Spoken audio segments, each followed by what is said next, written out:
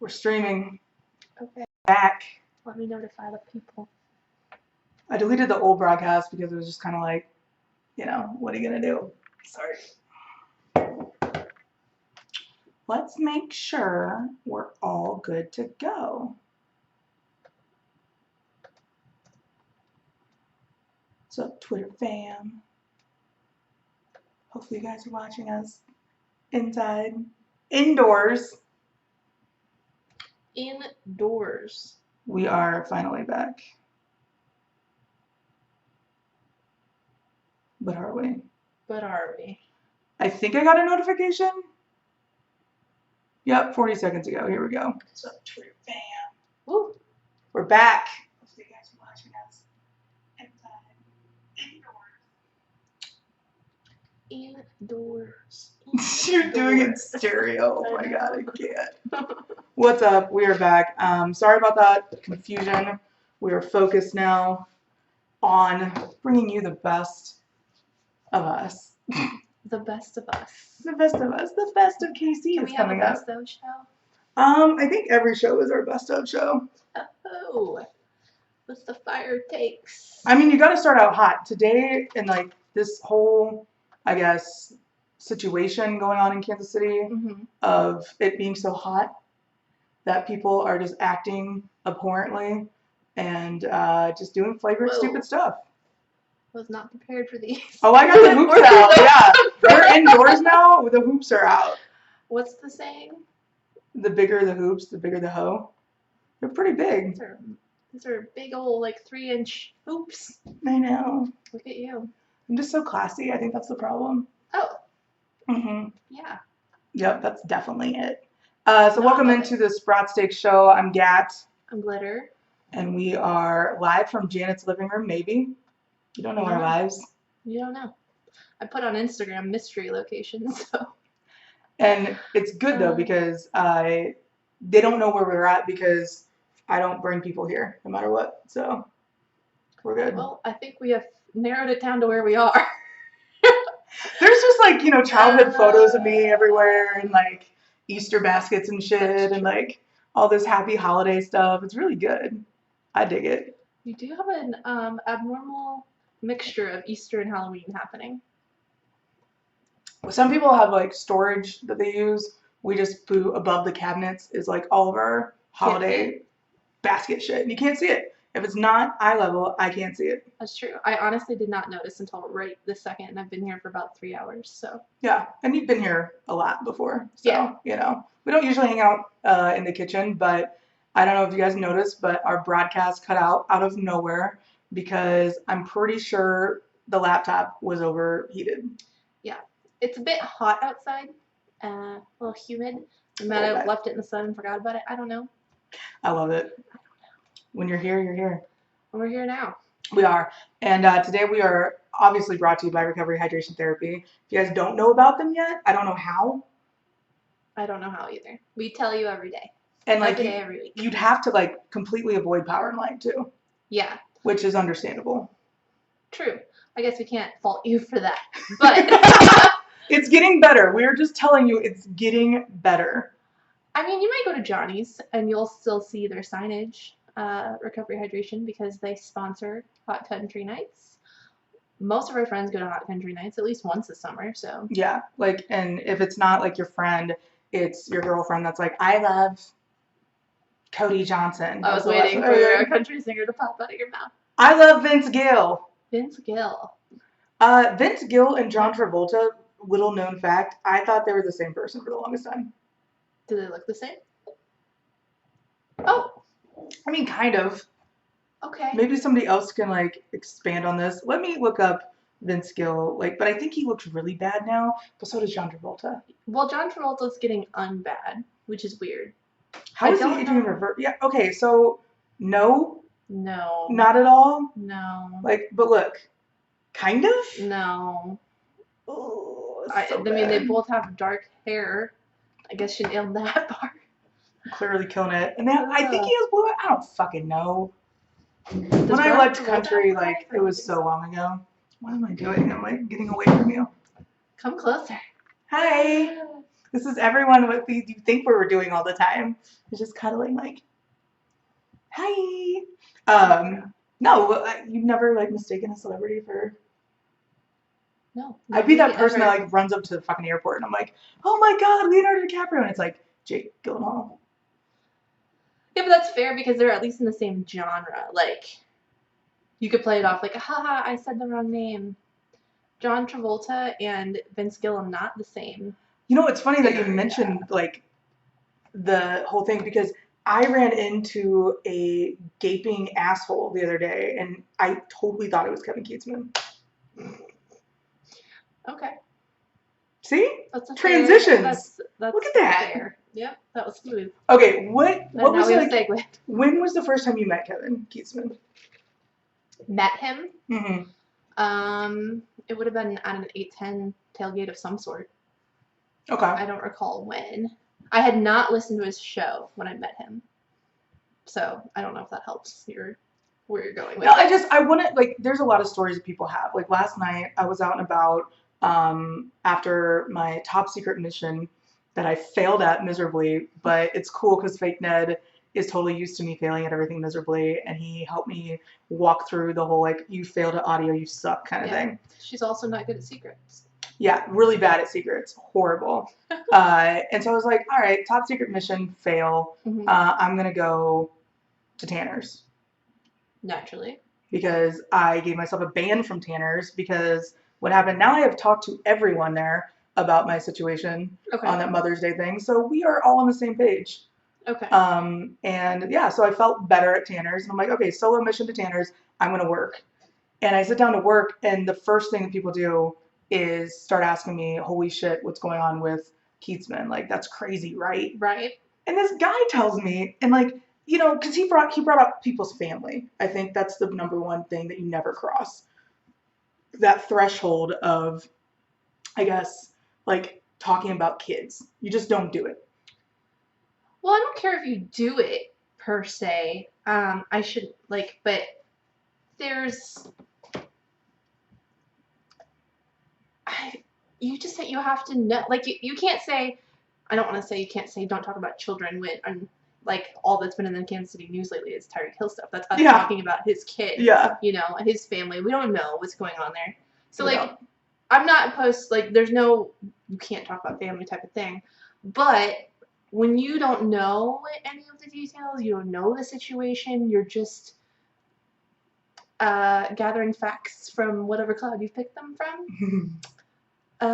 Yeah, that's going to be a hard no to bring up stuff that you don't know.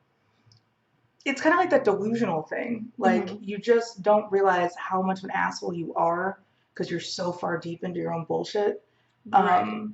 And that's like what I think that we've experienced firsthand all week. But going back to, oh yeah, Carl, why is my face so red today? I was outside. I don't think actually it is red. It's red. I do go tanning. Yeah, I beat cancer and I don't have lymphoma anymore. The only way to combat it was like the steroid breakouts was to go tanning. So my doctor says it's okay. So suck my dick, tanning people. I've been getting so much shit. Like I told somebody I was tanning the other day. They're like, God, you just had cancer. I'm like, I did? Holy shit. It wasn't melanoma. Right. It wasn't melanoma. It was lymphoma. It's totally two different things. Cool. No, my dad had some stuff. I mean, obviously melanoma is a serious thing. Like, I think you would agree with that. Can confirm. Can confirm. Serious. My dad did not enjoy it. No, not an enjoyable experience. So I tan responsibly. I go in stages of it. But when I'm outside in the summertime, isn't it weird to like not, I don't know, I feel bad saying this, but what's it like being pale when it's nice out? What's it like being pale? Can you be our pale expert? No, I get like burnt immediately. So yeah, it's not fun. You have very nice fair skin though. I do. Mine is blotchy as fuck and I'm freckled. So it's like I'm either gonna own the freckles and be bronze, but you're like this like glowing, like ethereal being. Well, no, it's fake though. Like when you tan, like dudes are like, don't wear makeup. Okay, I'm gonna tan and then I don't have to wear makeup. Yeah. Opposite me, pale ghosty, no matter what I have to wear makeup. Ghosty boy! Yeah, the palest of pale girls have to wear makeup. Because you're an Aquarius Venus. Yeah. That's the physical trait that I sent you the other day. They're Is like that they're they- goddesses and like they're that they're like they Oh. radiate just like light. I radiate Like, 'cause light. I they're so busy literally ignoring reflect everyone. light because I'm so pale. Oh my Just god. like bouncing back at you. It looks red compared to glitter. Oh my god. That's amazing. I mean, look at us. Like, yeah. This is positive proof that people from different backgrounds can be friends, okay? But she's got a pink hat too. I don't think that's helping. Yeah, I could go get my Martin Truex hat on and then I would look orange. So Right. you ran a poll recently too. She ran a poll. Yeah, she did. About tan versus pale people. She ran I a don't poll. even know what that means. We're disgusting. I'm disgusting. What's running a poll? You ran a poll on Twitter. No, I know I did that, but like, I don't know. I feel like running a poll would be like riding a dick. Driving the boats, now that we know what that means. driving the boat. I haven't had anybody say that to me lately because I'm not talking to 25-year-olds anymore. Shocking. We only talk to old people. Holy hat. Holy hat! We're going backwards, actually. We're undoing all of the damage that we've done to the dictionary, and we're going backwards. Mm-hmm. We are. Simplifying. Holy hat is a good one. I want to know what it takes to like do, because we know radio people that go out of their way not to cuss just Right. because they don't want to like. I mean, we're sitting here. My shirt says Kansas fucking City.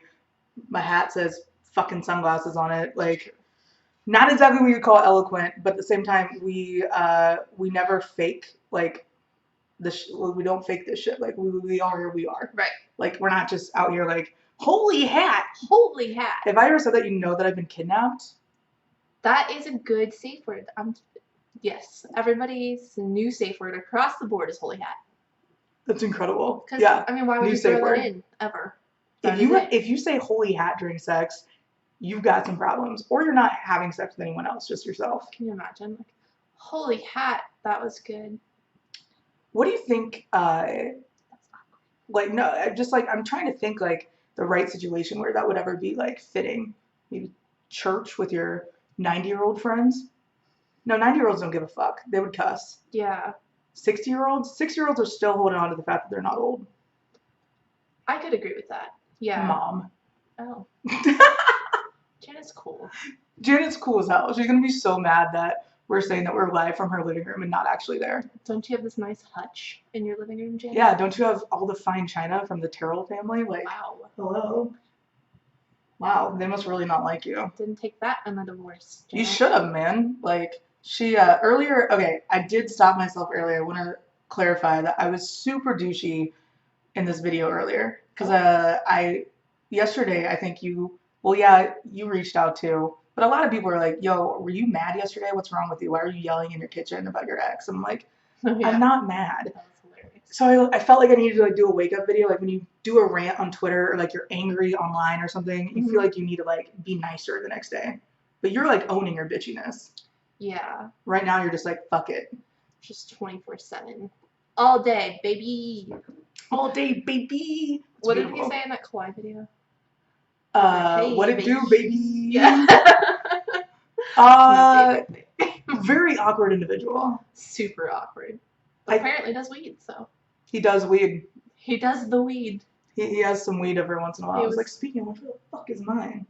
I haven't seen your weed today. Oh, no. It has not made I have not appearance. smoked that much weed today. I don't want to like brag, but I'm saying that like, you know, I'm really doing well on this stuff. Clearly, we're clean. It's my Friday. Living clean. Clean eating. Nothing rhymes with that. Oh yeah. So I'm wandering around being a douchebag in my house. Yeah. Because no one's home. I've got like Steve's finally gone. Mm-hmm. When he comes in town, it's like it's exhausting, but a lot of fun. This Okay. time we didn't get any stray pets, but I did have my ex act out, which you got to hear about. Right. But I was walking from my room, which I'm looking down there like, it's right there. That way. I don't Which have way my- is it? you I was going can't to say, see like, it. fucking flex your muscles. You can't see him. This is too tight, and I can't, like, Can you take off your shirt? We want to see your back. Like, that was fucking impressive. see your back. Like, I am going to call her head of security now, too. Oh my god. My trainer makes me do so many push-ups. I hate them. Do you do inverted ones, too? I only do the lifted ones because I can't do Yeah. a real push-up. I saw Gabrielle Union doing the, like, close ones where it's like burns your triceps. Yeah, And I was the like, diamond girl, No, whew. but her arms are jacked. She's fucking ripped. She's really big. There was a guy today at the gym. Like, the gym was packed. It was noon-ish. He comes up to the pull-up bar, which is in the middle of the room, lifts his whole body up, like, I don't even know how to show you, like, upside down. Like, his legs are up towards the ceiling. And he's just, like, doing pull-ups with his legs up there. And I was like, why are you doing this? What are you doing, sir? Like, get a home pull-up bar if you're going to be that fucking weird. Yeah, my roommate had one of those when she started P90X in college. Doing P90X in college is kind of funny because, like, we're all ruining our bodies and, like, binge drinking every night. But we would go to the rec in the morning and, like, go do, like, 30 minutes of cardio. I would just get on the elliptical and be like, and I was dating a guy that worked at the front desk, so I was stalking him, let's be honest. Is that a good, like, did you get perks for that? I mean, yeah, I guess I got in better shape. Like, oh, because you went to see him? Yeah, because I would always see him, and I'd be like, let's go stalk Rob. That's fair. Let's just talk about how I dated a guy named Rob Nasty in college. Rob Nasty? Yeah, that's what his last name was too difficult to pronounce. Could have been Gat Nasty. Could have been. Gat Nasty would have been awesome. There's still hope. Single? I don't know. I haven't Facebook stalked in a really long time. We're gonna find Rob for you guys. I think that we should because we had a very traumatic breakup, if you want to call it that. But you weren't ever dating? Right. But that's what everybody does. He was stalking me too. He would come by my work and pretend like he was meeting a girl at the mall and text me and be like, hey babe, I'm here. Oh, sorry, wrong text. Oh. Rob Nasty, no games. Rob Nasty was a dick. But he had a really nice car, and so I would just let him drive around. He came to see you, that's sweet. He came to see me but pretended it was for another girl. What up, Gil Danger? Yo, yo, yo. Okay. I won't comment on that. It was, I thought that Kevin Keatsman just joined this, and I realized it was the parody account. It said Kevin Keatsman. I was like, what the fuck? Kevin, what are you doing? We haven't even gotten to talk about you yet. He's on vacation. I called him a gaping asshole, but that's about it. That is true. That is true. Good news, though. Periscope is now uploading on Restream Chat. So we are now, because that just popped up, and that just happened. So it's ahead of the curve. Hey-o. This is exciting shit, you guys. No, Periscope always did. Twitter doesn't. But that's Periscope's through Twitter. I know, but they. Oh, but Periscope does show, but Twitter doesn't. Oh, I'm very confused by this. But anyways, things are working. I'm excited. Kevin Keatsman joined us. We have Kevin Keatsman, KKWHBS. So you've lived here your whole life. How long has he been on air? Forever? Yeah, he got fired from Fox 4 because he was a douche then, too. What did he do on Fox 4? I think he just, like, made horrible comments about you. Like, I was young as hell. as an actual job. Oh, he was a sports reporter. Okay. Yeah, sports reporter. And this is what my favorite part was. And I was talking to Glitter about this earlier when we were sitting down. Because, like, I'm sorry, we're not going to do a fucking show, like, completely trashing Kevin Keatsman without consulting each other first. Right. We're going to do it.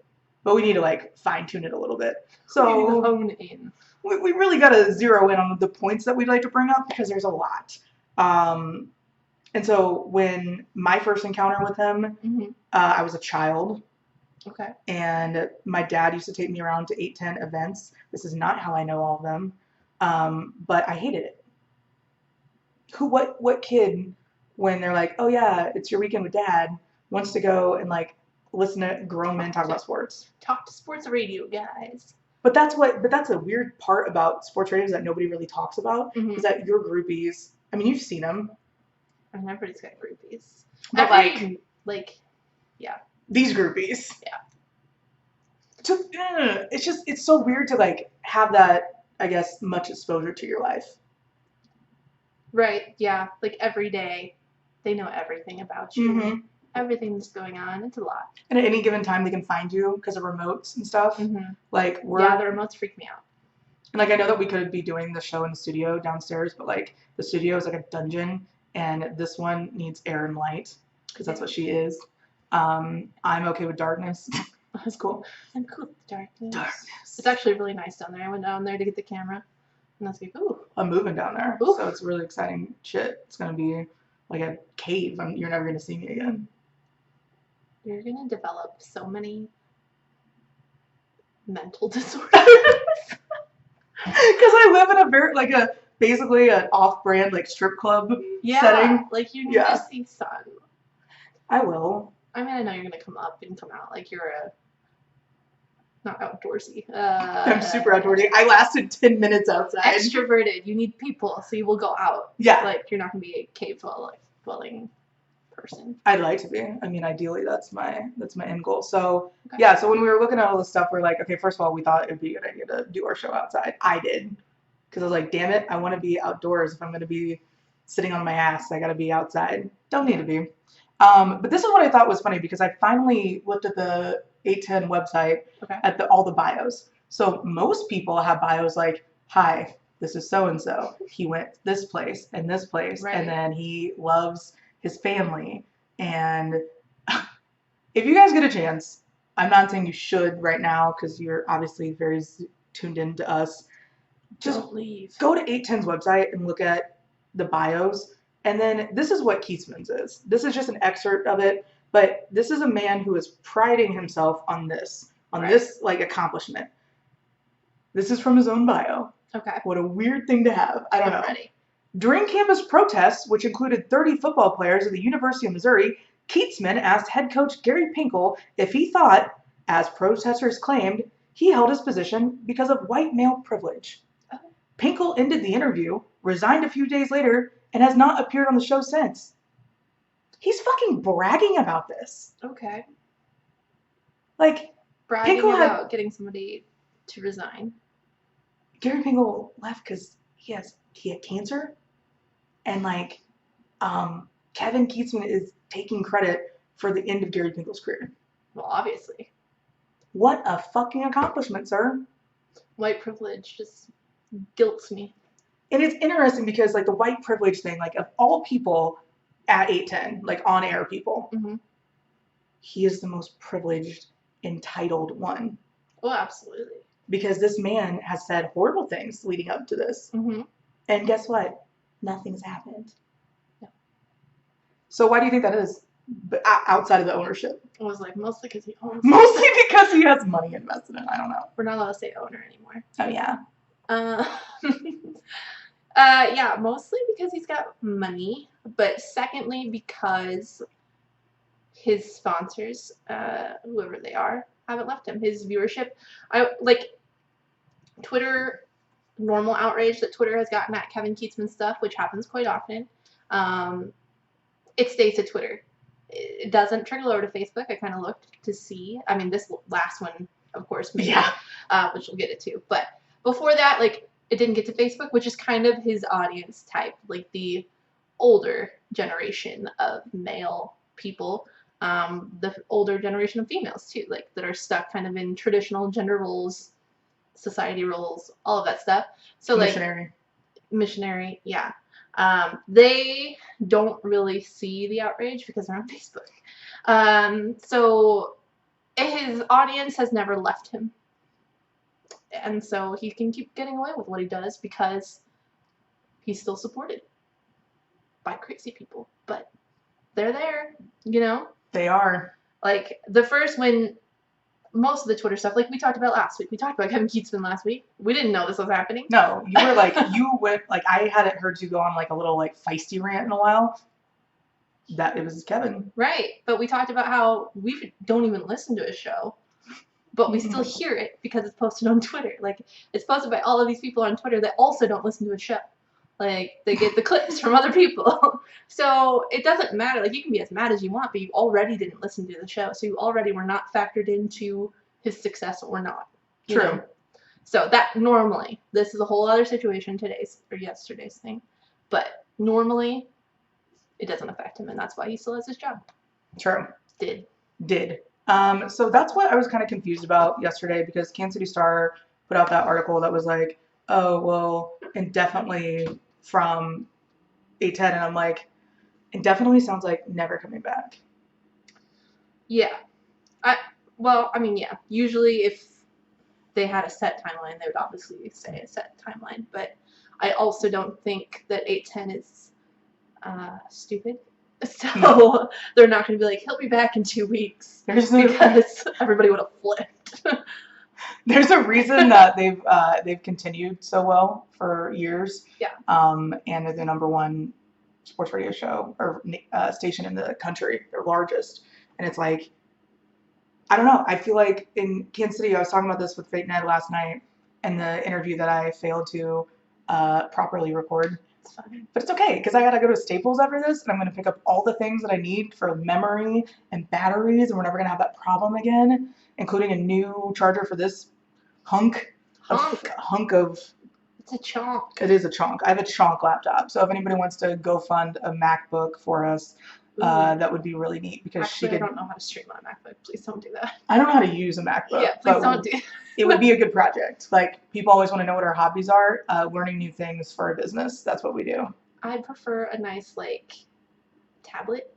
Yeah, I don't know where my fucking iPad is. I have not found it since the fateful day of the peanut. Well, the fateful day at the peanut did not end in remembering leaving the peanut, so I'm not shocked that you lost your iPad. But I even looked on Find My iPad. But anyways, not the point. Well, it would have to be charged. Yeah, but it didn't. So it's a mess. Technology right now, the planets are fucking up. We're about to enter Mercury retrograde, and shit's gonna be weird. Lunar eclipse is next week. Oh, I didn't even know. Yeah, on the 2nd, some shit's gonna happen. So what I was saying yesterday, the spilling the tea thing about the planets are fucking up and being crazy right now. Right. Not a good time to do anything, but it is a good time for karma because it's Saturn return still. So Okay. it's that's all karma right there. I'm not saying that Kevin Keatsman deserves this, but he deserves this. Oh, well, obviously. He's been building up bad karma for a long time. Forever. And that's what, okay, so I guess you tweeted about it. You said, hey, Kevin, don't you realize that we can all see we've all heard the audio? Yes. So for anybody that's outside of Kansas City that doesn't know what happened, tell them what he said. Basically, he said that the reason that Andy Reid will not work as a coach, which obviously is wrong because he's worked as a coach for quite some time, is because he lacks discipline, and it comes down to even his family life, where his son overdosed and died. He did not say that part. Right, he did not know, but I'm just trying to explain. He said the family life. The family life, but we're talking Andy Reid's family life, which has not been ideal. No. And I think Andy Reid has known that. But with people, and last night we were talking about it, I'm getting goosebumps because it was rough. We had a friend die about a year and a half ago, that everyone told him stop mixing the stuff, stop doing the stuff, did it anyways, accidentally, but it just took one time. Right. And so people are really sensitive about any sort of topic with drug overdose. So even if he met Andy Reid's other son that is a coach and works with him, you just don't bring up family. And so with the way he did it was Andy Reid lacks discipline for fixing players because he can't even fix his own kid. Right. That's what he basically, in a nutshell, implied. And the problem is that the implication was obvious, I think. Mm-hmm. It was very obvious where he wanted to go with that. And instead of cutting it off there, where I think you could have said there are things in Andy Reid's career that show that he lacks discipline. 2-minute drills. He lacks discipline. Right. He gets all fucking crazy. You've seen it. Yes. Her first fucking NFL game. There's a 2-minute drill. We could have scored a touchdown. Someone could have scored a touchdown.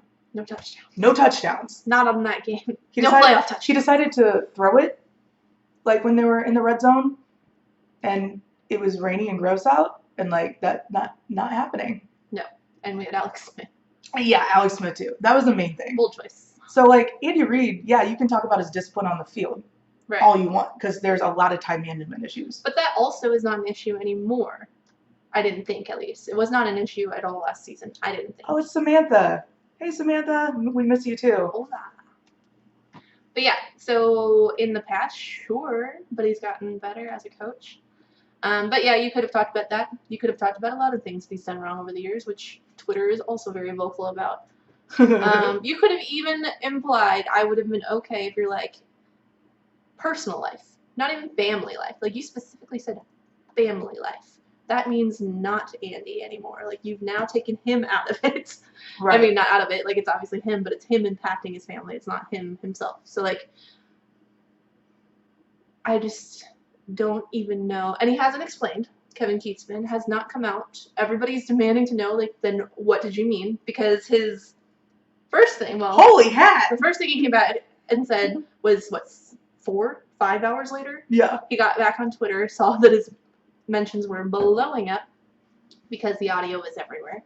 And he said, holy hat, went on this 3-tweet rant, which was not threaded. Old people don't know how to thread. They really don't. It's embarrassing a little bit. But he went on that whole rant and never, apologized. Not even a word. Secondly, he said that he didn't even mention anything like that we're all insane for thinking that. Again, like I tweeted, I'm not sure that he knew at that moment that we all had the audio. Like, everybody heard him say family, not once, but twice. Discipline. Yeah. A few times. And that was that clip. We didn't even listen to the whole episode. I can't. His voice makes my ears bleed. And I know I'm not everybody's cup of tea. Hey, the Royals lost. Da da da da da da. I can't believe we won last night. But anyway. That was exciting though. It was exciting. Except I was not watching. I gave up. I don't know what I was doing. I gave up when it was like 6-2. Understandably so. But no, like you get to the point where you shut the fuck up. The first thing my lawyer tells me every single time I get myself into a situation, not like this because I'm not an idiot. Situation. But just a situation. He just tells me to shut the fuck up. Right. This is the only little itty bit that I will put on 810. Now, Kevin Keatsman is not exactly manageable. I understand that. But none of you in that 5-hour span saw this, called him, warned him, anything? I don't know. It would be interesting to find that out because I don't think that you would give somebody the common courtesy that you just fucking can't stand. That is true. No, I agree that, like, most people are not fond of him, even the people probably at 810. I don't know that for a fact, but I can assume that he's not awesome to work with. We can get to our experience working with him. But there's got to be, like, he's got a producer, right? Mm-hmm. Like, that's your job tied to him. Your job's tied to Kevin Keatsman. Like, maybe think about that. I think the best thing that 810 could have done was put out a statement reprimanding his behavior because everyone was waiting for them to be like silent on it. Right. And the statement made an impact. Well, although it said little to nothing about like pertinent information. Mm-hmm. Pertinent? What the fuck is I that? don't know. You tried. I did try. It's a very hard day for words. They put out the information that they needed to say, and they shut it down, like their affiliation or their condoning of it all. So I get that part. Like you did your job there, and they could kind of like go and weather the storm after that. Mm-hmm. But the storm just kept growing. Right. Monday didn't slow it down. Tuesday made it worse.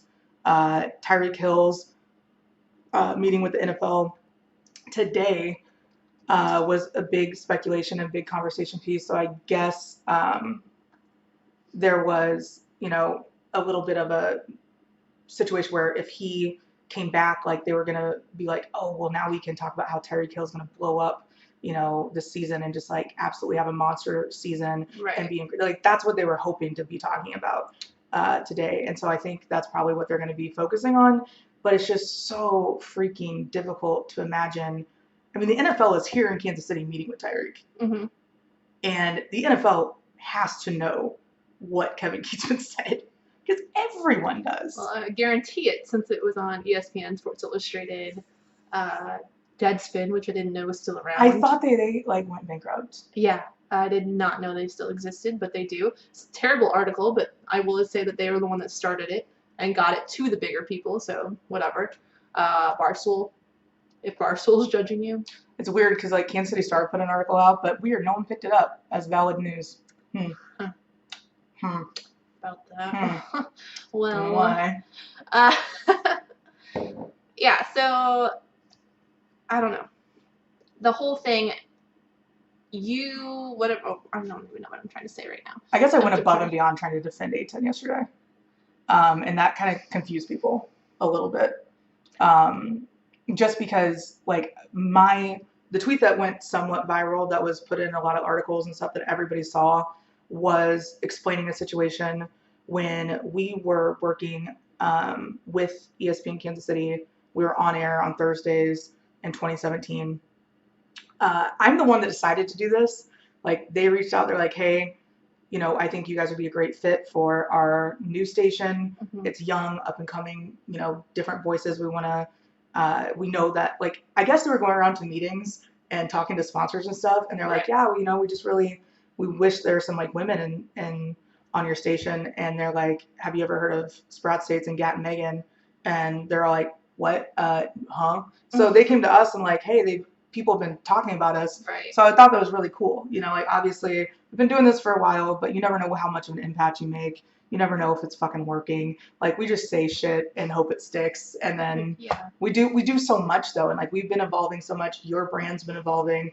Our brand together has been evolving. I've turned into a psychopath witch. We don't know. I'm getting on that track at least. Future witch. Aspiring witch. Aspiring. They're, like, what's a witch pupil called? Witchling. It is actually. You're is right. It? Yeah. You're fucking serious? Yeah. I didn't know that. There you go. Deductive reasoning. I mean, I knew that, but I couldn't remember the word, so there you go. Witchling. Witchling. I'm a witchling. Yeah. And yeah, it's been great. So we've always been rebranding stuff. ESPN Kansas City, people thought that we got fired from there. We did not. No. We had a very shitty situation as a new business owner, and especially on that level, when we were bringing in all this money. Also, block programming, you do pay for your airtime, so we owed a certain amount.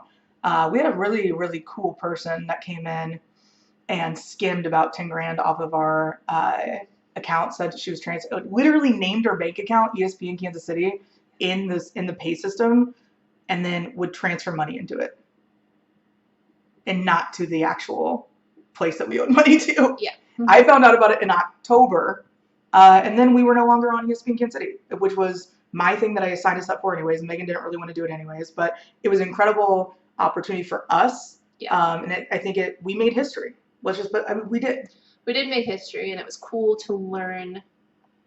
Like, we've been around radio a lot. We were doing a lot of other people's radio shows at the time, but we never really got to sit down and do like that full show, work with a producer, work with everything. Like, we don't have a producer, you know. I don't want to burst anybody's bubble, but we do this all by ourselves. Can you not tell by this beautiful background? So it was really cool to learn that and to see the feedback. And I mean, we met and got so many interactions and contacts from that. Like, we were at, our favorite story is still Kelly, when we were at a charity comedy event and somebody recognized our voices. They're like, oh, you're on the radio. Like, that was weird. Considering, like, I mean, people listen to it, but like, it was like a few weeks old. Yeah, it was brand new. It was not 2 or 500,000 people like that normal radio gets yet. You know, it was brand freaking new. So it was really cool. So yeah, we had a really good time, but it was definitely not a good fit for us at that moment. We weren't there yet. No, we weren't there yet. I was still working full time, so it was a struggle to even get to the show, let alone prepare content and everything. Yeah, and I don't know if you guys know this, but I'm this impulsive, impatient person, and so I had somebody working for my dad at the time that was knowledgeable enough and just there all the time, like literally never left. And so I would just be like, oh, it's cool, I'll just have her fill in. No, it is Megan and I, 100% all day. She is the other half to this. It's not some random person that would fill in. So we got lost. Our identity got lost. People were like, who is a part of this now? So we had all these people, all this stuff going on. I was trying to do 100 different things. And it was really weird because all of a sudden people thought we had like some sort of power. People were like, well, you're on ESPN Kansas City. And I'm like, for an hour on Thursdays. Like, calm down. Yeah, if you checked it out on Sunday, it's a guy talking about birds. I love the wildlife show that was after us. But the guy was like so freaking zen. He was a very chill dude. He had his little laptop. He had it all packed up, ready to go. And at one point, we were walking out, and like the national bass fisherman champion was like walking in, like literally walking in like hot shit. And I'm sitting here like, you should probably know that guy, but no, you shouldn't. You don't have to know the national bass fishing. I didn't even know who fucking Joe Gibbs was when I met him, so that was like the most embarrassing thing in the world. I told her that I met Barry Gibbs She did. when I was in Charlotte at Joe Gibbs Racing. Says his name on Literally. on a lot of the Literally doors. on almost everything. And the floors, for that matter. It was a lot. You know, it was a lot. it So, happens. you know, recognition. But, you know, being in that situation, we were over the top. Like, I don't think most Black programming comes in, does a full photo shoot with hair, makeup, and outfit changes in a studio before the show even starts. Like, we were doing all the right things and we were marketing the right way. I was a little bit stressed out and psychotic. When I say a little bit, I mean a lot. All my hair fell out, and I think that's when I got cancer. So, you know. Radio waves, Clearly. So now that we're on satellite, it's totally different. But no, it was crazy to be in that situation. But we shared a wall with Kevin. We did. A wall while he was on. He did not like us. He didn't like us, and then he was so fucking loud on purpose. Yeah. Yeah, he would be loud on purpose. He was always snapping through the window, like at us, like when we were walking by, like, we're just walking, sir. Can't do it any quieter than I am. He would come out. Soundproof studio, anyway, sir. I've been in there when people are yelling in the hallways. You can't hear it on the microphones. No. It's just because his princess ass. But one time he was cackling to the point we could hear it in our microphones. Yeah. And he was just doing it on Very purpose. loud. He did not like us at all. But this is my favorite. He pretends like he doesn't know who we are, which is my favorite thing in the world. Mm-hmm. Because every time I run into him, I would just introduce myself like an asshole. Like, hi, I'm Gat. Hi, I'm Gat. You met me before. I don't know if you met me. Because our first real interaction where I wasn't a child and he wasn't snapping at us. This was awkward. I was dragged around to sports radio things as a kid. I grew up here. Like, how can you avoid it? No, Kevin talked to you as a child. Kevin talked to me as a child. He was probably still a dickhead then. But, like, it was a really emotional 2017. Around my birthday, one of my really close friends, Jesse Adams, passed away. And I was a mess. I was a little bit upset, you could say. Yeah. So I did what I knew how to do at the time, which was something I don't do now, which is write articles and write posts about things. And so I wrote an article about how I was going to go to March Madness because we were already going to be down there anyways. Because who's going to miss, like, KU playing at Sprint Center in the tournament? Like, I mean, come on. That's badass. Even though they were playing Purdue. Purdue was good this year, though. This year, yeah. Yeah, that year, no. So it was kind of like one of those games that we knew they were going to win, whatever. So Megan and I got shirts from Charlie Hustle. You still have your KU one? I do. It's so soft. It's Charlie Hustle shit is always super soft. Sorry, it's very soft. I'm not going to get rid of it. Like, it's never happened. I don't care what team it's on. Like, it's a comfortable shirt. Right. It's like, well, whatever. But no, so I was wearing KU shirt. I mentioned in the post I'd be down there wearing it. I had bright purple hair at the time. Pretty obvious that I'm probably a K-State fan. And so we were down in the 810, like, advertising tent, which was awesome. Everyone there was so nice to us. Super nice. Like, everyone. Mm-hmm.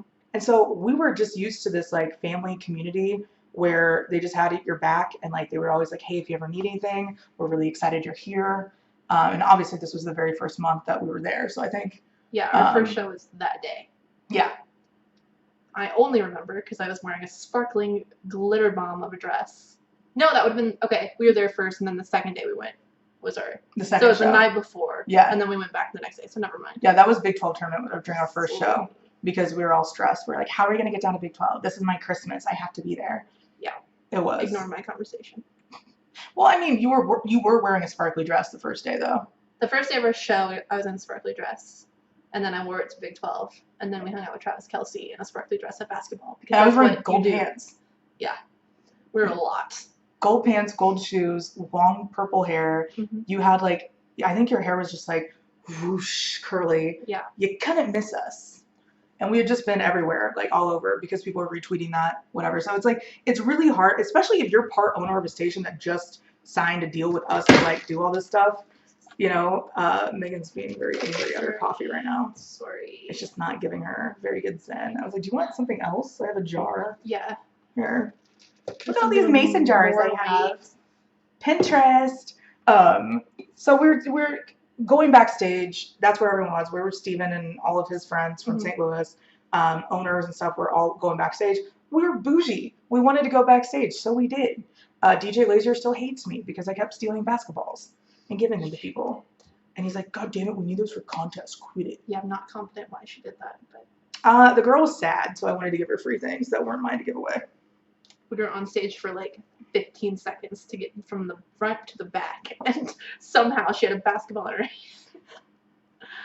Don't put things out that you don't want missing. I'm just saying. Yeah. Your husbands, your boyfriends, watch out. Watch out. Not true. I'm a lady. So we were going backstage, and everyone was just coming up and being really nice because they had already read the article. Like, hey, that's really cool. Right. Really happy that, you know, you're here and supporting your friend. Like, that's really badass. Megan looked like she was in solidarity with it too, because, you know, we're both wearing KU shit. We did. And Princess Keatsman comes by in because do you remember that moment? Yeah. Like, he comes in from out on the stage, looks directly at me, has never spoken a word to me. In the office, outside the office, he literally just glares. He just glares and he's just mad. And looks right at me and said, no true K-State fan would wear that shit. And I was kind of thrown off because he cussed. It was like, and I go, but there's a reason behind it. He goes, I don't care. Okay. Everyone knew that my friend had just died. Like, everyone was like, all like, oh my God, are you okay? And I was totally okay. It was just shocking. And like, I was kind of in that moment where somebody passes away. You're just like, what? Yeah. Are you fucking kidding me? And so I was in that moment. And so it was just like, I was used to people being like super nice. And I was like, I thought he was going to say something nice. Like, oh, well, I understand. Or just nothing. Like, don't be weird. Mostly nothing. I lunged towards the door because he went back into the backstage, like, waiting room. I don't know if you guys have ever been backstage at Power. Like, we are there all the time. And there's like a private bathroom, so you don't have to like go to Dublin or whatever. Mm-hmm. And it's very nice and air conditioning, TVs, every drink you could possibly imagine is stocked in a cooler. And there's a ton of free shit back there. So I'm just like, give me the swag. Yeah. And yeah, he walked in there. I lunged towards it. I go, you fucking, and he's already gone. Charlie tells me, no, he owns part of the station. You can't do that.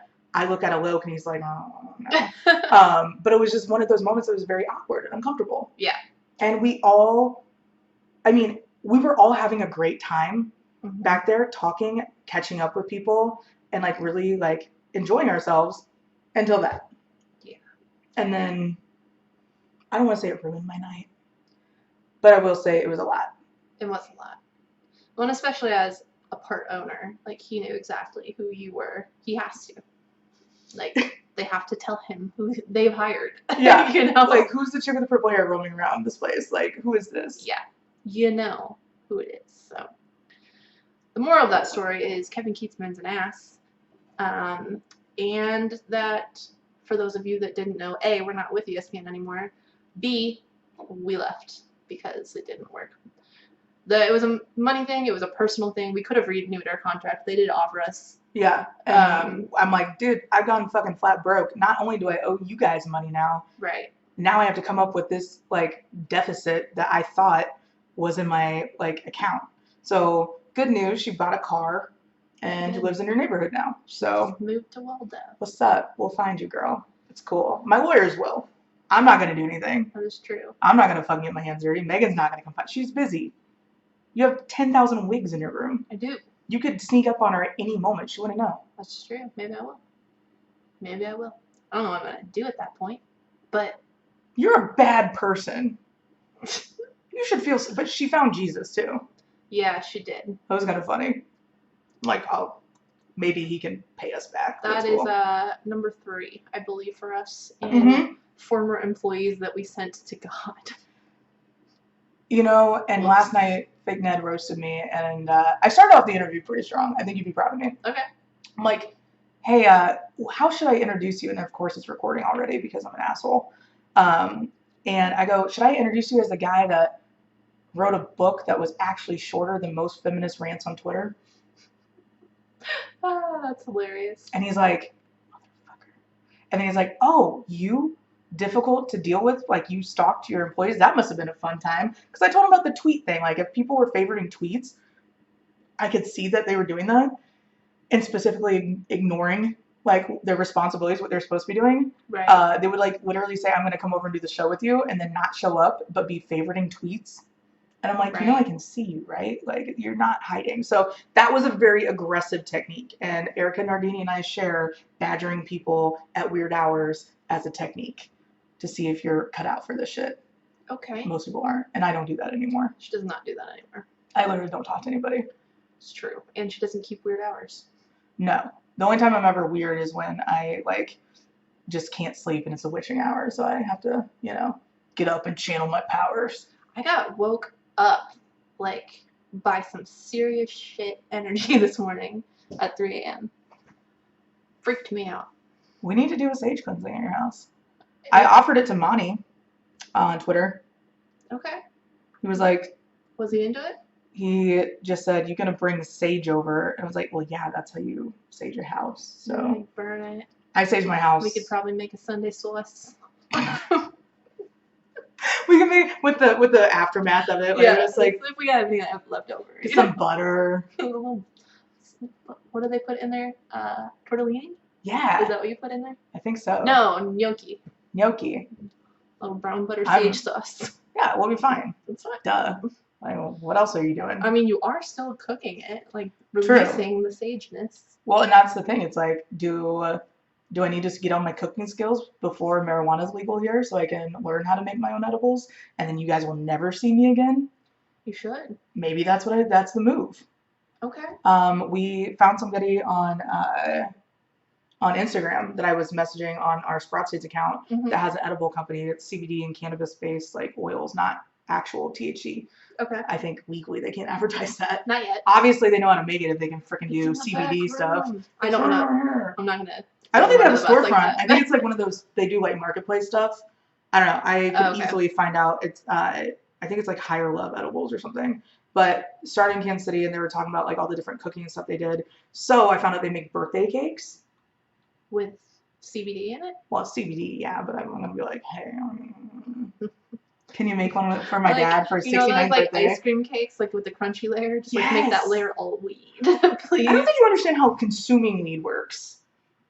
Why? Because like if you eat cause this, I'm dead serious. This is how stupid I was as a kid. Okay. I thought that like you could get high by just eating weed, but Can like you not? no. So what you have to do is take the cannabis and put it in butter and simmer it and boil it down until all of it's like basically liquefied. Okay. And then you take a cheesecloth and then you strain out all the like leaves and stuff, but then you get this concentrated cannabis butter. I don't think that's true anymore. That's what they said. Only because, well, maybe they're just going for not getting. I don't know. No, why it's they're just the not getting THC oil that they want out of it because the leaves don't do anything. You burn it to get the THC. Well, I mean, there's like I've watched many weed cooking shows are on Netflix now. Yeah. And they don't ever do that. Well, I mean, that's just how you make can of butter, and that's you can use can of butter to Oh, then in the put cake. into everything. Okay. So it just depends on what you I do. Like you can make THC infused icing, or you can, anything can be Gotcha. infused with it. It just is a matter of like what medium you decide to go with.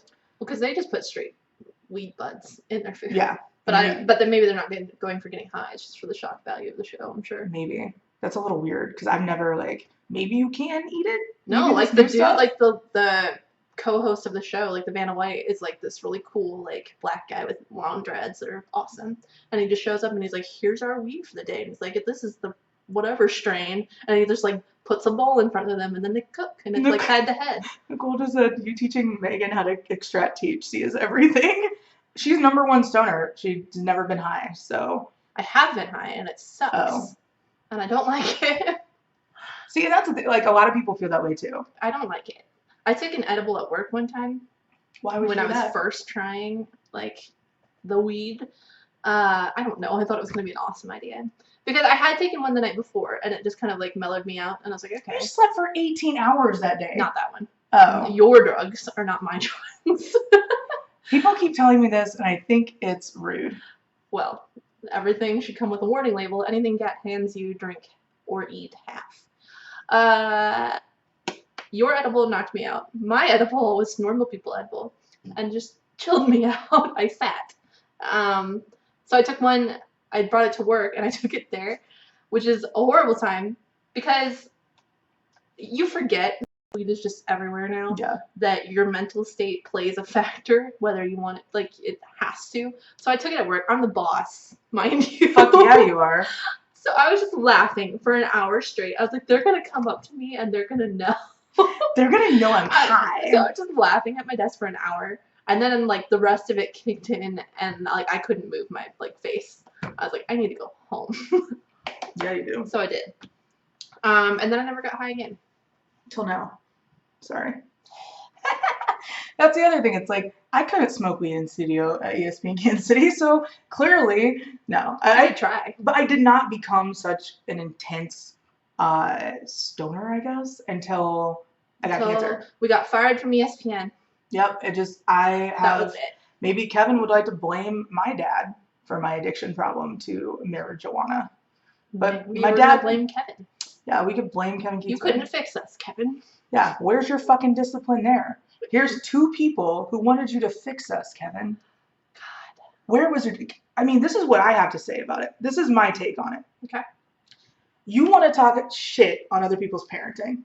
Mm-hmm. Okay. In my world, now that I'm super zen, and I feel like you're kind of on the same path because you're like violent zen, like you lift heavy shit, put it down, that's your zen. Because that's your happy place. Working out. That's not my happy place. Well, but I understand. Maybe not doing lunges and doing goblet squats and all that shit. I really hate all of it. No, I'm just kidding. I really hate it, but no, I work out. I'm too exhausted to care. Basically. Yeah. But like when you get hyped up and when you do have one of those good workouts where you're like, fuck yeah, this is why I do this, right? Right. It's like when I have a good meditation session where I hypnotize myself because I'm psychotic. You know, you really and truly like get to a good spot in life, mm-hmm. and you don't worry about what other people are doing. Right. So that's also why I think that we sucked at sticking to just sports because athletes are fucking boring. That's true. From time to time, they do exciting stuff, but it's usually at the detriment of somebody else's life. Well, they're mostly only exciting at the beginning of a season and then at the end of a season. Like the rest of the time, nothing's happening. And especially for baseball players, nothing ever happens. Nothing ever happens. You're boring all the time. Except for you, Ben Zobrist. Who's getting a divorce. That's an awkward divorce. Yeah, she's been cheating on him. Yeah. I'm getting another beer, sorry. She's a Christian rock singer. Interesting. That's all I have to say. She's laughing. But I don't know where her Kevin Keatsman thing is going. But my Kevin Keatsman thing is going, if you're going to start dragging other people's family, we can drag your personal life into it. So here we go. I have a problem with this like moral high ground that he's on. Mm-hmm. I need to get my microphone back on. Nah, just yell at it. Hey guys! It's working. Kevin! I feel like I'm in Home Alone. I'm just constantly yelling Kevin. That's true. We've said that name more than any human should. I don't think I've ever said that name out loud like that constantly. My nephew's name is Kevin, so I have, but... She just yell it constantly? Yeah. He used to live with us and he sucked. He sucked? He was like 2. Like, that was the age that you're just doing naughty things. True. I do that now at the ripe age of 31. Okay. So, speaking of naughty things, it kind of works out. My problem with the Keatsman bullshit is that had he been a, like, saint right, his whole life and, like, this good little well-behaved person, it'd be different. Okay. If you want to talk about not having discipline, let's talk about how you left your first wife for an intern that sucked your dick while you're drunk driving through Prairie Village. Do you think that fucked up your family? Are we going to go there? Like, what line do we draw? Do we draw a line there? I mean, I'm sure that was a painful experience. It sucks. My parents went through a divorce. Do people ever bring it up and rub it in my face? No. Oh. No, they don't. They don't. No, I mean, but like for real though, like family life, it's just such a weird jump. And like, he has not been a saint. So like in his mind, does he just think that no one's going to remember this? I think he like doesn't understand how many people heard it. Probably because he's used to nobody listening to his show. Yeah. But. Well, and that's the thing. It's like he wants to talk about how Andy Reid's lack of discipline affects the locker room and players, and it's like a morale problem. Mm-hmm.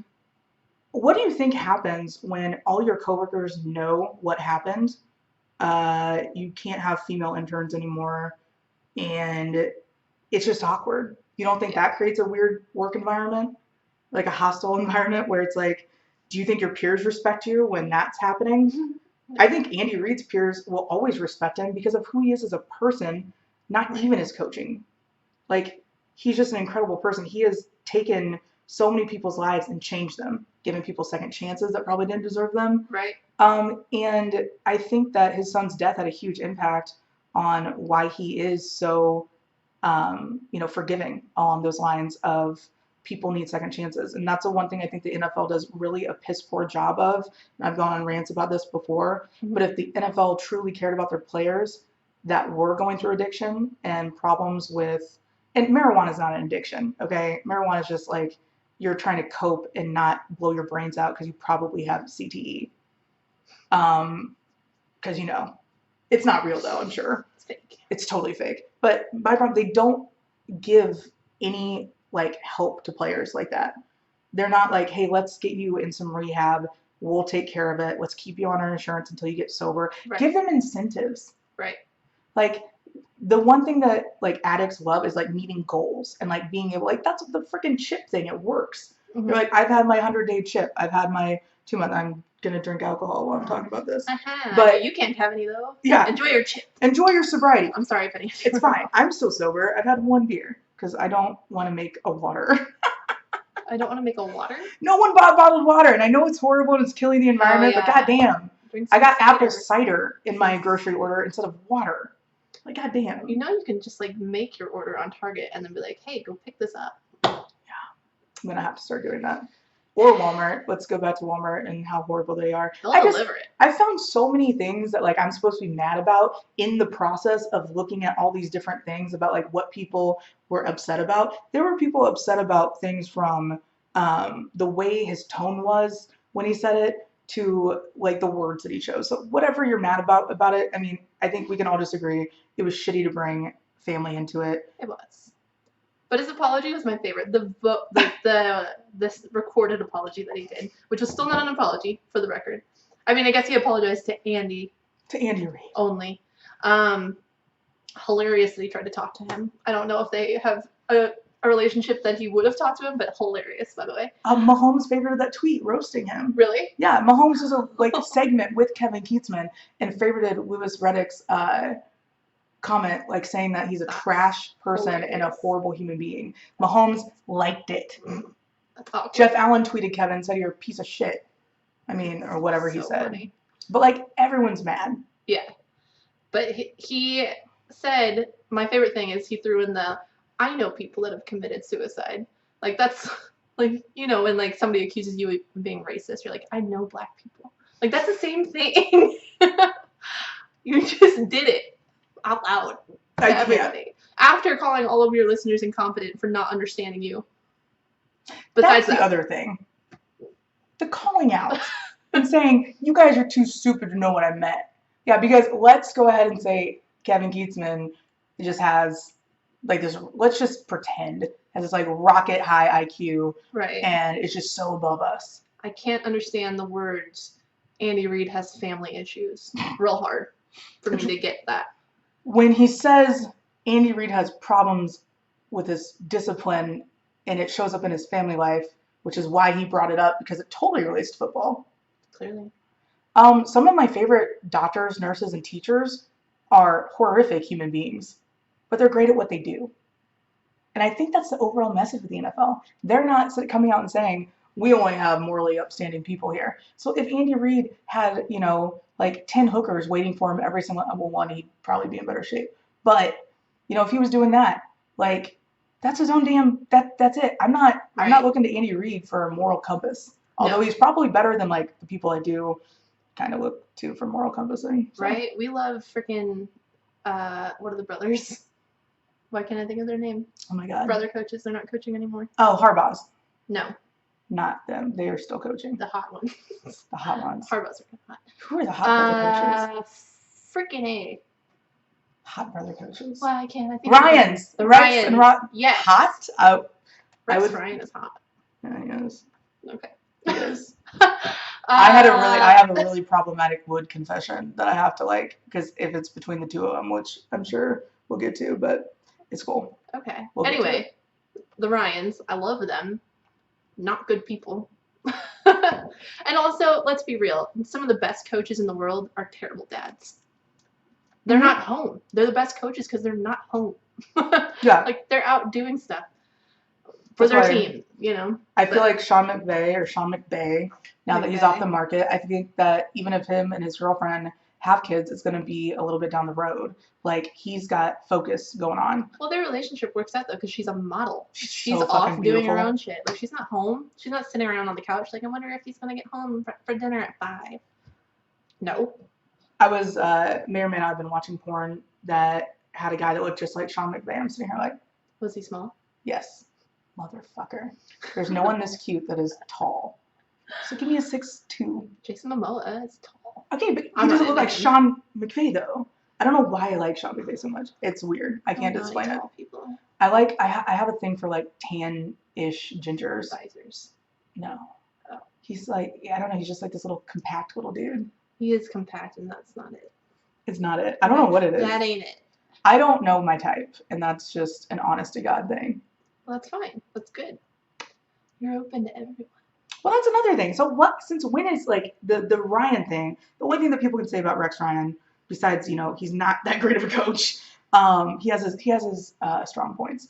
But you want to bring up foot fetish stuff? That's what you want to bring up? I would rather my coach be licking toes in a parking lot with his wife than getting his dick sucked by an intern drunk as shit in Prairie Village, where there's children, Kevin. There's children in Prairie Village. It's a village, Kevin. Can you fucking slow down? Put your dick back in your pants. Oh my god. I can't get over it. I was like, there are children out there.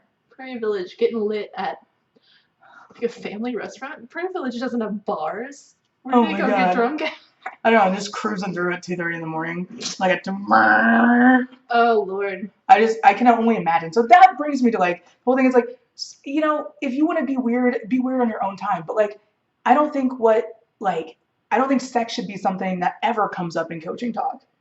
Like, if you have an open marriage as a coach. Oh, yeah. But, like, people brought that up as why he was a horrible person. Right. I'm like, so he licks toes and now he's a bad person. Not how that works. No, not at all. But it's kind of funny because the more that you see people on their high horses like that, you're just like, all right, is this really not the children of the village? Not them. Yes, Lexi. You want to, like, figure out who Keatsman, like really thought he was taking on here. Right. Like, the most tenured fucking coach in the NFL. Right. And you messed up, whether it was Andy Reid or anybody. Like, you crossed the line. Like, you're responsible, and he admitted to it, that his responsibility as an on-air host is to be eloquent and concise and being clear. Not that anybody was not clear on what you were clear on what you said. You were clear and concise, homie. We understood what you meant. No, you did not ever say Andy Reid's son killed himself and it's Andy Reid's fault. You didn't say that. Agreed. Congrats. You more than implied it, and even if you didn't imply that, you still said shit about his family. That whatever. If you're gonna do that, the week prior, you can't be talking about Tyreek Hill and how he deserves to get fired for saying what did he say about it to his wife or his girlfriend? You better be terrified of me, bitch. Right. You should be terrified of me, You should be terrified of me. He thinks he should be fired alone on that. Or suspended. I don't even know exactly what his take on it was. But if that's what you're saying, then okay, agreed. You should be fired. The end. That's it. Yeah, and you know, Tyreek Hill has done an incredible job of keeping his mouth shut and keeping to work. Mm-hmm. Him and Garrett Dieter were taking selfies yesterday because they were running, and they ran a hill with a guy in work boots and jeans, and they got all like, I mean, it was fucking hilarious. Dieter's the weirdest person in the world. Then there was somebody looking for a Mahomes lookalike on Facebook, and I saw somebody shared it, and Garrett, like on his personal Facebook, goes, "I could do it." Oh my god! What? Like, good. You have the haircut. Yeah. I mean, that's all you need. I think it's the haircut that people. I'm wearing a tube top. He's so weird. Like, you're a newlywed. Go bang your wife. Yeah, and okay, so they all stayed at the Ambassador, and the Ambassador like posted them being all cute and shit. I'm like, Oh, I didn't look cute in the lobby at any point. I was always like, no. Well, we got dressed up once. yeah. But then the rest of it was just like ridiculous outfits, I think. Yeah. It's all good. But whatever. But no, so like Tyreek is working out with his guys. He's not worried about this. The person that should be worried about all of this is his ex-fiance. And they're trying to freaking heal their family. And this man will not let up on it to the point where he's like, I have more Tyreek Hill news. And yeah, people shared it and it was all over the place, but it wasn't any more news. All it was more shit that we already knew. Right. He's just not great. And I had a huge fight about this last night over whether people should be calling for him to be fired or not. Because that is a popular thing to happen right now. Like when something goes wrong and is not PC, everybody like clamors to get them shut down. Yeah. I think there's lines. Like, your Target employee was rude to you. I'm sorry. Like, whatever. But when your responsibility, like, as he admitted, was to be politically correct and to speak and inform people on the radio, and when your credibility is so tied into the station as a part owner on air, you're responsible for every one of that station's jobs. Like, the success of this station is tied to you. So when your actions affect that many people, you gotta go. You don't have to leave 810, in my opinion. You just can't be on the air anymore. Yeah. I think it just goes down to, I know I've said some pretty harsh things about him, and I've said some, like, really mean things, but throughout all of it, I think that 100% what 810 can do is just distance themselves from him and get rid of him as soon as possible and focus on the Chiefs, because that's what we should all be focusing on. And I guarantee that, like, if they don't do something, the Chiefs will do something. I feel like they will. I don't think they will. Only because... What's the other option? Only because they have enough shit going on with Tyreek right now. Yeah. They can't add. I don't mean like right now, but like like August or so when, these guys are going into training camp or late July, going into training camp, trying to get interviews with these guys. If I were the Chiefs, I'd block out every single 810 member. And I know it's not fair. And I said that too. I was like, these people that work at 810 are incredible, great people that give back and they care. And it's a true family over there. Right. But there's no way that you can have that toxicity come back and like expect anything to be different. So not if he still has a job. I mean, and it's not even an 810 like bias or whatever. I don't know why we'd be biased towards them, but we said the same exact thing about KC Star when they were acting up early this year. Like, that we would not be shocked if they got their credentials pulled. So that's true. We did say that. And I don't know. I'm in this very weird stage where I'm so tired of outrage media, and I'm so tired of everyone being mad about everything, to the point that I'm just like, all right. When I was talking to Fake Ned last night, he's like, I get a lot of shit for being nice to you. And I'm like, people don't like me. That's fine. Yeah. But like, I own up to my shit. When I do something stupid, when I do something bad, I'm 100% like, what up? I messed up. How you doing? A year ago, not so much, but now it's good. But like, my thing is, why take on Andy Reid? That's all. I just don't get that. So like, why not take on, like, this man spills out of Air Force Ones. Like, the Air Force Ones that he's wearing look like he has to change them like every week. They are maximum capacity. Yeah. And like, he's an absolute unit. So why pick on somebody like that who's the head coach of a team? You are paid to cover that team. Right. Like, the team doesn't need you. The Chiefs are going to do fine with or without Kevin Keatson's commentary. So why not pick on somebody your own size? Like, who would be a formidable opponent for Kevin Keatsman? Yeah. Gosh. He's small. He is. I don't even know. Where's Cairo Santos? What's he up to? I think he's kicking something somewhere. Okay. That's who we can pick on. Okay. Cairo would win. Yeah. Absolutely. He's hilarious. It was funny because like last night I was saying that we were talking about, I walked into Tanner's and there's like, oh my God, did you? I'm like, no, I didn't hear about it. Tell me more. And they're like, I'm sure Facebook would get a hold of it today. Facebook probably just found out. Let's be honest. Just found out. Yeah. Barstool was even like ripping them. Yeah. Like it was rough. They're like, you need to fucking fire that guy. I'm like, yikes. But like the Keatsman thing, it was so weird to see him like try to take on Andy Reid. So it's like, whatever. Like you're just an absolute idiot. But Kyra would be a good one. We've got probably, I don't know, like in the ring, I would kind of want to see like him get beat up, but I don't know. I feel like people would, he doesn't have anything to do for the next couple weeks. Yeah, that is true. So like, on vacation. Let's start cage fighting. Okay. I think a lot of people would pay a lot of money if they did like a Kansas City Sports Radio cage fighting match. I agree. Like, let him and Carrington go at it. I would say him and Fesco. I think it'd be hilarious. Would be amazing, but then people would be like fighting for death. That's true. Like, hoping. That's when the WWE was great last. So I mean, maybe we need to bring it back. I'm just saying. Gosh. You're like, no, it was not. You gotta quit that.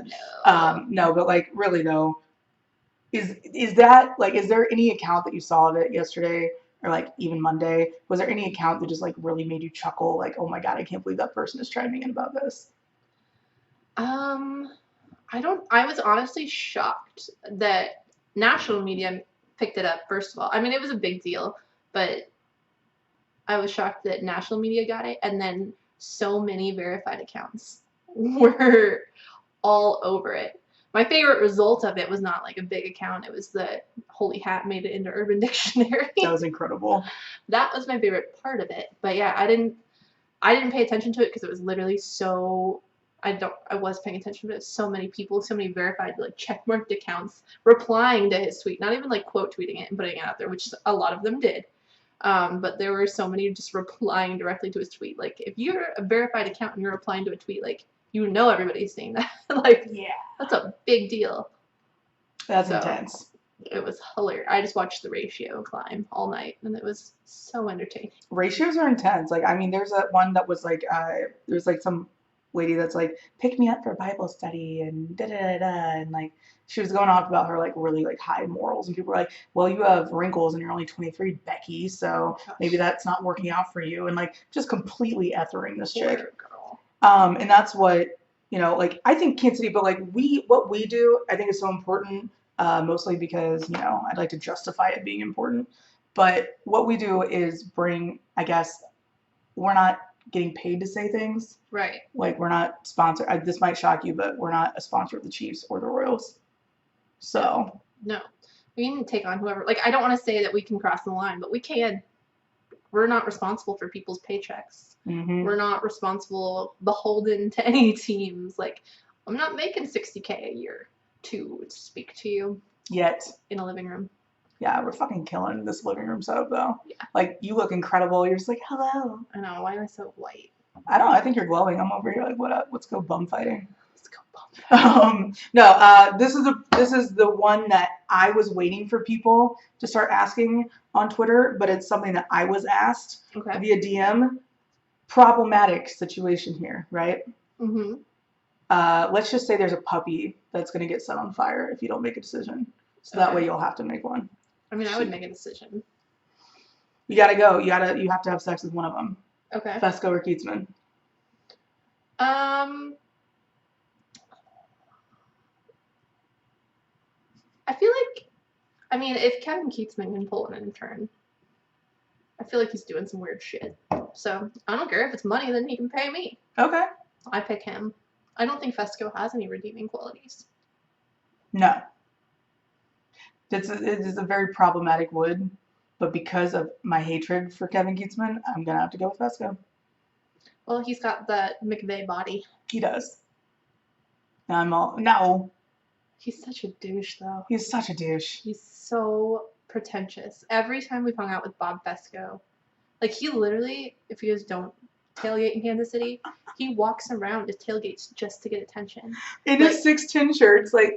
Yeah, he walks around. He has nowhere to go. There's no reason for him to be out there. He's just walking around waiting for men to come after him. Like, oh my God, Bob, yesterday, blah, blah, and they do. Don't worry, my ex was one of them. We were at this tailgate for the John Center Man of the Year campaign, and I saw Fesco, and I'm like, ew. And I like immediately left. First of all, it's like our tailgate. like it's my car and all the stuff that came out of my car Right. is like all the food and stuff. Right. And so it was the second opening day. It was not the opening night, but it was proper opening day. Proper opening day, and he comes by, and I'm just like, am I supposed to like offer him something? Like, I don't really think this is gonna work out. So it was a little bit concerning, but he's not like when he shows up, it's almost like oh, that's kind of sad. Keatsman shows up and it's just like That's what I'm saying. Like, who wants to fuck the sad guy? I don't want to fuck Keatsman though. God. At least he's got some like spunk. I'm gonna fuck the sad guy. Spunk. Yeah. Is that another name for jizz? I mean, Spunk? I would hope that he also has jizz, but I don't know his life. Maybe he doesn't. Maybe he has low T. I don't know. Maybe. But, I mean, he's got some panache, if you want a big word. In case you misunderstand me. Oh Kevin, let me use your high-level words. You have some panache and I'd bang you. Well, yeah, there you go. So we're on opposite sides on that one. Yeah. I have a thing for like grayish, like blonde hair though. Yeah. So I can't do light boys. yeah. Light boy, but he is your type. He's small, but he's a smaller version of your type with like you like the hard jaw, like military haircut type of situation. Yep. If it's not a beard, there's two sides. It's a beard or you got military. Yeah, literally I have two. Clean cut, like very like clean cut, or just beard. Dirty. Okay, well at least we fucking cleared that up. Like, I mean, I think that we've pretty much covered his character. We've covered why he's a piece of shit, why it's funny that this is happening to him, while we can all laugh. Because we've all known this for years as listeners of Kansas City Radio. Right. I don't think anybody would be as outraged at what he did if this was the first time. Yeah, like if this wasn't just like something that, happened, if this is the first time, like she said, sure. Yeah. What are you going to do? It's like people make mistakes, but this has just been brewing. Nonstop. It's exhausting. So that's why we felt the need to come out and tell you guys our side of the Kevin drama. I talked about it a lot last night with Fake Ned in the interview that no one will ever see because I fucked up the recording. We'll try it. Yeah, well now I got the proper SD cards. Like things are getting better. So like now we can get back to what we like talking about, which is ourselves. Because we're fucking interesting. Yeah. Unless something happens next week. I just want to like point. I saw something on Instagram last night. Okay. It was you. Oh. The new cosplay coming up is like next level, like hot that you're doing. The cat. The cat. That's what got me. That's what got you. I was like into cat. I was into the fact that it was like it's a super hot dress and like a wig that like doesn't look like a wig. Yeah, I cut it myself. I know. I'm growing. I'm growing. I literally was like on my head. It's awful if you look up close. It looked fucking cute though. I'm sitting here like, look at this, and then I like the back muscles. You've just been fucking getting shredded. I know. And you're not talking about it nearly as much as you did the first time around. Is it like? Well, it's a pride thing because I was gonna say it's like a humility thing. I can't lift as much as I could back then yet. You're getting there. We're getting there. We hit 145 on the deadlifts today. Damn. We're getting there. That's like Can't deadlift my body weight yet, but I was gonna say that's more than you weigh, but I'm horrible. Yeah, it is. I'm horrible. Definitely more than guessing people's weight. Like I don't like somebody told me that I was 22 yesterday. I go, I love you. Yeah, I do love that. Some 24-year-old slid my DMs and he just like straight up asked, he's like, you should date me, and I was like, you are a child. What is with that lately? I've been getting nothing. Like I got the young energy, and now it's on you. I don't know. They're coming out of the woodwork, and I don't want them. I literally unfollowed somebody yesterday because they posted like, I can't wait to graduate in the class of like 2022 or something from college, and I was like, yeah, you're gone. See ya. That would be so uncomfortable. Like, what do you talk to them about? You've been driving any boats lately? Can we? I mean, I don't want to like Twitter shade, but I'm going to because I just found him. Not just found him, but what is his name? The Casey Twitter person that looks like a 12-year-old. Brad? I have no idea.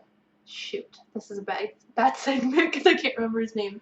They make fun of him all the time, but like he's in on it. They're not like laughing at him, like he's part of the joke that he looks like a child. And I finally I've never like. Oh, Bradley? Yeah. Bradley Dow. Yeah. Yeah. I finally saw, like, he posted a video of him mowing yesterday, and I was like, why is that 12-year-old drinking beer? And then I was like, oh. And then his, like, kids came out, and I was like, kids. Oh my gosh. The kid has kids! I was shocked. It's like those Russian dolls that you just keep opening up. Yeah, I wasn't prepared for that. No. I mean, I've seen them joking about it, but I was like, haha, that's funny. And I'd never, like, actually seen him, and I was like, oh. I think my favorite video of his was when Mahomes was drafted and his wife took a video of him freaking out. He's hilarious. He cracks really me the fuck funny. up. I'm not making fun of you, Brad. I just didn't know, Bradley. No, I, like, that's the whole thing. Like, Chiefs Twitter, I've gotten, well, I guess it was that time, like, right when we were starting up the show, you and I both got, like, we started following a lot more people. I went from following 300 people to, like, now it's, like, up to 600. So, y'all are some messy motherfuckers. That's all I'm going to say. The reason I kept things so quiet is because I'm like, Jesus. It's hilarious, actually. I was explaining to somebody, I don't even know who it was yesterday, about, like, these two people. And I was like, I've never actually talked to them. I've just seen their tweets. Like, I don't know you, but I do. I don't really know this person, but, like, I've seen their tweets. It's cool. I know what they're up to, so. Well, and, like, when does it get weird? Like, if you put your personal life out there like that. Like, yesterday I put my personal life out on my Instagram story, and people were like, I had friends of mine that are, like, close friends, like Tara, who didn't even know what I was talking about. She goes, when did he do that? What? So, it's like, when you put yourself out there like that, you're gonna, like, I guess, get some sort of weird stalkers and feedback and stuff, but it's like, good lord. I'm okay with it. Like, I know everybody knows my whole life. Like, I put it out there for you to know my whole life. I feel like they don't, though, because you were very specific about the information that you put out there. Because I think you have to be. Well, yeah, I'm not telling you, like, I'm going to be at this gym from 10 to 12 every Monday, Wednesday, Friday. Like, I'm not going to let you know. I, like, share people. I share with people what I want them to know. Yeah. And it's funny. But, like, it's still a pretty good section. Like, if somebody only followed you on Twitter and was explaining you to somebody new, they would get a fairly significant chunk. Of course, they're going to be missing the personal details, you know? Yeah. Like, but so would any stranger. Like, well, I don't really, because, like, back in 2014, I was told, like, brand your Twitter account to just sports and, like, try to stick to that as much as possible.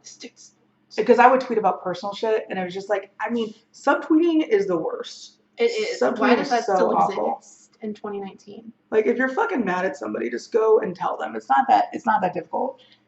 So when I tweeted this weekend that I was complaining, shocking, I know, because my bank account has been held up for 2 weeks now. It's insanity. Negative $888,000, down to $356 versus $888.88. So I know that my direct deposit went through at some point, so that's exciting. Okay. But don't worry, it's still on hold. Can't get it out of my bank account. It's awesome. But I went over to my man's house, as I tweeted, and I was just in a piss ass mood. I was like, yeah, it's fine, whatever. I need to go do the da-da-da. Then I have to go figure out how I'm going to pay for everything. He's like, you are stressing me out, and just threw money at me. Beautiful. But, like, I said that, that was screenshot when it only had, like, 2 likes on it and sent in a group DM. And I saw it last night, so you guys, I mean, obviously, like, you can figure it out. But people that don't like me, that have bangs, apparently, just, like, really and truly worry about my life so much. Why? I'm going to just call them out. No. That's subtweeting. That is subtweeting. I don't remember her name, otherwise I would. Yeah, I was literally trying, I'm like, fuck. But, like, literally, old employees of ours that have gone off and, like, said that I'm, like, some horrible person. Okay. I mean, all of it. It just gets exhausting. It is. And it's like, just fucking do something else with your life. It's not that, I mean, I know that, like, our job is just to speculate about Kansas City stuff, but we're in it, too. Like, we're out and about doing this stuff, too. So you guys are worried about but we're also owning it. Yeah. Like, this is me on public platform. Sorry, I just slapped that microphone. It's probably not quiet. Sup, brah? We're out, like, owning, like, this is my thoughts. So, like, if you have them, awesome. I went on a rant in my mind. I typed it out. I never posted it. But I did ask some other people about if they subtweet accounts that they've blocked, and apparently that's a popular thing to do. Why? Like, what the fuck are you I getting don't out of it? know. Like, you blocked that person to get them out of your life. So stop subtweeting them. So stop fucking paying attention to everything they do and then be mad about it. Yeah. So that one's directed to Emily Kaiser. Hey, I Yeah. know that her stalkers that are between us will get that message to her. I got something about how, like, she subtweeted me for years, apparently. Like, a mutual friend of ours sent me a screenshot of something. I don't fucking look at that shit anymore. I'm sorry. I know that people say that and then they're like on their burner accounts, like looking at everything. I just don't care. Yeah. I I had can enough. confirm that it is people sending screenshots. So sorry that your friends suck, Emily, because they're ratting you out. They are. And so they were like, the screenshot was sent with the caption, "Why does she feel the need to keep talking about you?" I was like, I don't know if it was about me, but she's like, this really toxic person who was in my life for so long. I finally unfollowed, and I was so glad that I did, because what was it my sanity worth for a website? And I'm like, well, it has to be me then, because what other fucking website do you work I'd for? assume it's you. I guess we don't know. But Yeah, like maybe she's talking about Twitter or the website. pretty sure we're the only website she worked for. Yeah, I mean, she'd have to keep a job for long enough to work for another one. So. Yeah. There's my fucking anger. My whole problem is, though, once I say something, it's just like bleh. Like, Right. once I get mad about something, it's bad. So I'm gonna walk away from this one. But the accusations that she threw with my first and last name on Twitter, it was like fucking a year ago or something. That's what I mean. We've been patient. Like, Yeah. we could tear you to shreds A lot of if people. we wanted to. We don't care. We don't care. Like, you blocked us. We can't block you back, which is kind of annoying. We just don't care. Well, I do care. Like, Oh, you want to be able to block her? people like, that block me, why do you still get to see my shit? Like, That's that's true. bullshit. That Twitter is should true. mutually, like, if you block somebody, it should be mutual block. I don't understand that at But all. there's people that still get on like mobile Twitter to like find out what you're doing. Well, that's fine. If you're gonna go through the hoops to get on fucking Mobile Twitter? my account's not private, so go for it. Yikes. Like, I don't care at that point. But I've been patient. We have not attacked you. No, I not could. It's Very fucking. well could. It is the last week of June. We are halfway through the year, and we're tired of subtweets, so we're just gonna fucking lay it out there. Don't subtweet. Don't subtweet. It's bullshit. Just flat out say who you're mad at. It's like that jam sandwich guy. I got so mad that Andrea and I had squashed our beef because Andrea and I are adults, like we're Yeah, both, you talked about it. What happened that day on January 1st, besides what I thought was going to be a joyous, exciting day of our announcement of, hey, Megan quit her fucking job. I guess it's real now. Yeah. Andrea was incredibly hurt by something that had happened that I did not do. But it was miscommunication. People just assumed things because, I'm not going to get into the specifics. But what I will say is that by the end of the day, we had mature conversations. I said, I don't blame you for not trusting me. I've given you no reason to trust me. I've given you no inclination that I'm a better person than that. I have not behaved well.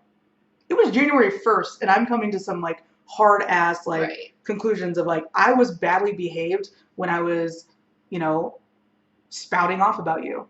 But guess what? I was also miserable at that time. Mm-hmm. And I just wanted to look at somebody else's shit and be like, haha, you fucking idiot. That's what it is, though.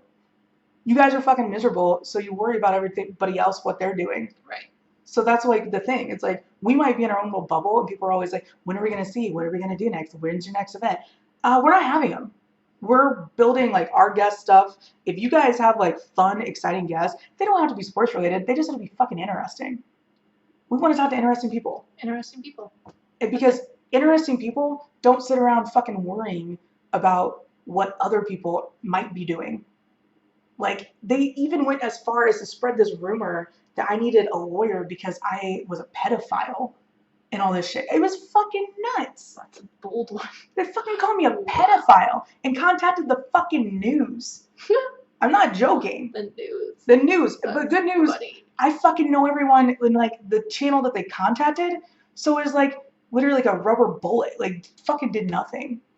They contacted me. They're like, what is this? Are you a pedophile? I'm like, let me cop to that real quick. Well, that's the thing. I'm like, I would like to show you the last 5 minutes that have been inside me. Their collective ages are 90. So no. But it's just fucking funny. I'm like, this is what you guys do. Yeah. And it's the same group of people they're on 96.5, The Buzz, back in the day when I guess they had a station, that were doing this whole be kind thing. Mm-hmm. And they're like, be kind. Except if I don't like you, I'll rip you to shreds. For years. Years. It's been like fucking 5. You know what happened? I tweeted out a picture of a girl wearing cat ears at a Royals game in 2014 because this whole group of fucking bitchy ass women, like, it'd be so funny if you did it and we'll all like it and we'll all get in our group DM and talk about it, but none of us will defend you when she inevitably comes unglued because nobody told me she was fucking nuts. This chick Alana on Twitter, I don't know. I didn't know about this. I was like, what the fuck? She was wearing plaid pants, like plaid long pants, and like, I don't know, some weird shirt, a Sporting KC scarf, and cat ears, and like just parading and like grinding on everyone that would possibly be in like 5 feet of her. So I took a picture of her. I'm like, are you fucking serious? They all told me to do it. I was brand new onto Kansas City Twitter at that time, and they all were in this like giant DM, all talking shit on her, yet no one would publicly defend me. I was like, you all fucking put me up to this. You all put me up to this, and then you're going to say, and like, I did it myself. I could have consciously said, but that's why I don't take photos of people in public now, because I know what it can do. But I learned from it.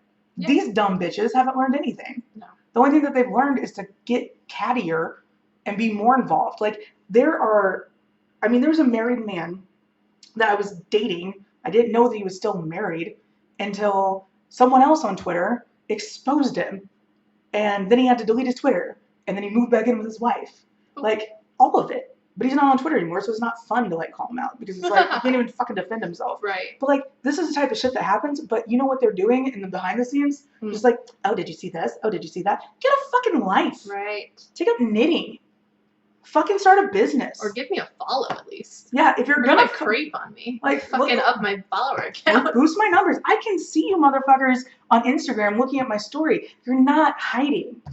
Yeah, that's for free. So thanks for that. Yeah, keep watching my Instagram story. Like, please do. Like, and I'm like, appreciate it. Even people with private accounts, they think that you can see it. Jesus Christ. I'm done. The show's almost over anyway. Completely move the camera just to you. Okay. In my dirty ass living room. You can't see that far. That's true.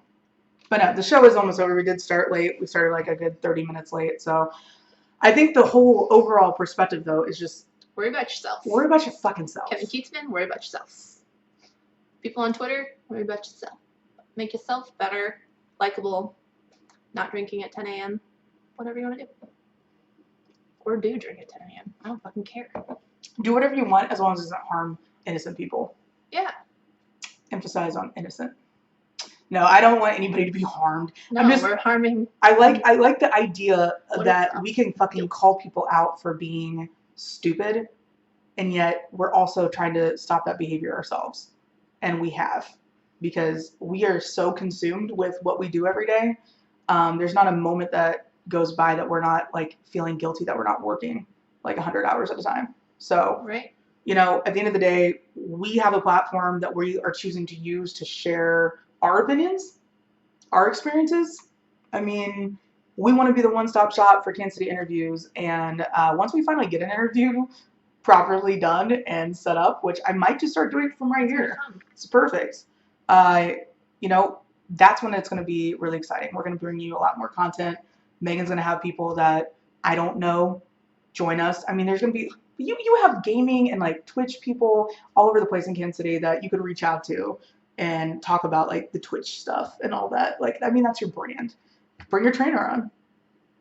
That is probably the only human I know. So whatever. You could easily bring in more people than just sports stuff. So you meet interesting people. We always love to talk to them. And if we're not talking like mommy bloggers or lifestyle bloggers, please. Like, I don't want to be rude. I don't care if they're interesting. If they're interesting, but not like... Literally interesting, though. Interesting. Not like, my kid shit himself today. I'm going to go drink a handle of vodka. Because that's like... That's mom on the internet parenting. Yeah. Moms always talk about being drunk. We can do that. Like, it's intense. But anyway, so we are going to be back next Wednesday. Even though it's 3rd of July. 3rd of July. Quick thing with Kevin Durant, just real quick, how he ruined America's birthday on July 4th, he did. 2016. He did. Now he's free agent, turning down $31.5 million option. And so what is he going to do? Ruin July 4th again? He better keep up the tradition. If you're going to be a douche, stick to it. So they were talking about entertaining him like with the Knicks. The Knicks are looking at him and all this shit. I was like, oh boy. I don't think there'd have to be a lot of moving parts to make that happen because him and Ennis, I can't talk. Him and Ennis Cantor do not get along. No. Bring back Ennis Cantor. To Oklahoma. Bring him back. Oklahoma. He's not good anymore. Yeah. I mean, he's okay, but I don't want him. Okay.